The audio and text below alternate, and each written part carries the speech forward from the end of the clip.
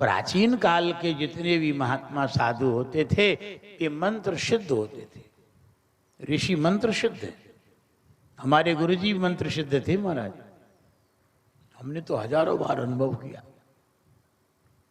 गुरुजी के साथ लंबे अरसे तक यदि कोई रहा है तो ये शरीर रहा है गुरुजी के साथ लंबे समय तक। गुरुजी की हर गतिविधि गुरुजी की कृपा से हमको पता है। ऐसा कोई जिंदगी का दिन नहीं गया जिस दिन गुरुजी ने वेद पाठ न किया हो।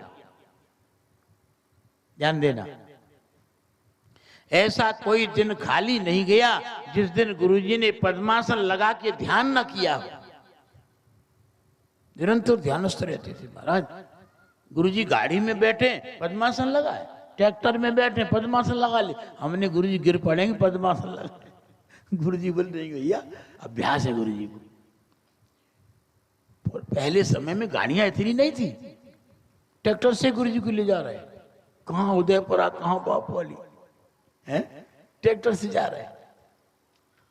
चौरास उससे बड़ी कीचड़ होती थी, रोडे वोडे थी नहीं। ट्रैक्टर में बैठे गुरुजी, बड़ी आंखें बंद कर ली, पद्मासन लगा लिया, ध्यानस्थ हो गए। बस में जा रहे तो ध्यानस्थ हो गए, जीप में जब जा रहे तो भी ध्यानस्थ हो गए। कितना प्रबल अभ्यास था गुरुजी का पद्मासन का। पद्मासन सिद्ध थी महाराज। आप तो 5-10 मिनट नहीं बैठ पाते, गुरुजी 6-6 घंटे 8-8 घंटे पद्मासन से बैठे रहते थे। वो ऐसे बैठे रहते थे जैसे कोई चित्र लिख दिया गया हो, बिल्कुल हिलना डुलना नहीं। अगर सिर पे किसी ने फूल चढ़ा दिया है तो 3 घंटे तक फूल चढ़ा ही रहा। हाँ हाँ हमने देखा है भाई। इसको कहते हैं ध्यान। गुरुजी को सारे वेद मंत्र सिद्ध थे। गुरुजी ने कई बार वेद मंत्रों का प्रयोग किया। एक बार की घटना हमको याद है। पहले तांगा था बापोली में, 2 घोड़े थे। हम आए थे बापोली तो एक तांगा था, 2 घोड़े थे, वो एक साइकिल थी और कुछ नहीं था। तो तांगा से गुरुजी बापोली से मांगरोल जाते थे और मांगरोल से बापोली आते थे। वो नहर का रास्ता बनिया खेड़ी और घोड़िया होते हुए सीधा। आषाढ़ का महीना, गुरु पूर्णिमा का दिन। गुरुजी बोले भैया गुरु पूर्णिमा बापोली मनाएंगे। मैंने कहा ठीक है चलें। गुरुजी तांगा वाला आ गया, तांगा हाँकने वाला, गुरुजी आगे बैठ गए, पीछे हम बैठ गए और तांगा चला सीधा महेश्वर होते हुए, भोड़िया होते हुए। अब बनिया खेड़ी और महेश्वर के बीच में भयंकर बादल आए, काली काली घटाएं, बड़ी तेज हवा। अब मैंने कहा गुरुजी अब तो पानी गिरेगा। गुरुजी बोले ठीक है। और थोड़ी दूर ही तांगा चला, बड़े बड़े ओले, आषाढ़ में ओले पड़ते, ओले गिरने लगे। हमने गुरुजी यहां तो कुछ साधन भी नहीं छुपने के लिए, ओले आ गए। गुरुजी बोले शांत रहो। अब गुरुजी पद्मासन लगाए बैठे। अब गुरुजी ने वेद मंत्र पढ़ना शुरू कर दिया। बताएंगे नहीं, गोपनीय मंत्र है। एक बार पढ़ा तो दूसरी बार पढ़ा और तीसरी बार में न मालूम बादल कहां चले गए थे, तर एक झटके में सब खत्म, गायब और धूप हो गई।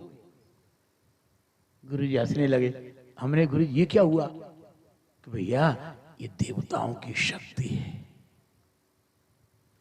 ये देवताओं की शक्ति है। तब गुरुजी से हमने प्रार्थना की कि गुरुजी कि ऐसा और भी कुछ हो सकता है? बोले गुरुजी हाँ। गुरुजी बोले ये वेद कल्प वृक्ष है, वेद कल्प वृक्ष है। माध्यंदिनी शाखा के संगीता के 40 अध्याय कंठ थे महाराज। एक महात्मा को प्रकाशानंद उनका नाम था।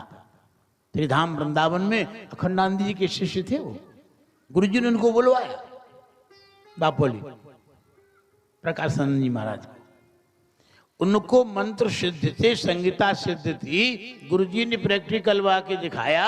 बोले जब वो संगीता के 40 अध्याय सस्वर पाठ कर लेते थे तो 1000 रुपए उनके आसन के नीचे आ जाते थे, ऑटोमेटिक।